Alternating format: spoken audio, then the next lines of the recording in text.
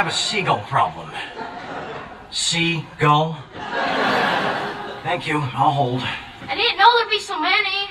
I told you, don't feed the damn things. I told you, don't leave the windows open. Yeah, hi, who's this? Phyllis Seagull.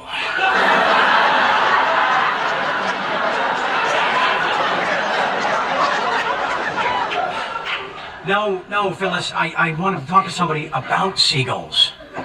I got a flock of seagulls in my house. No, I don't know whatever happened to them. I'm really sorry. We had an agreement, Jake, and you broke it. Look, I need somebody who can come over with a net or something. Sure, I'll hold. Hello? Who's this? Annette. Look, I got a room filled with seagulls. No.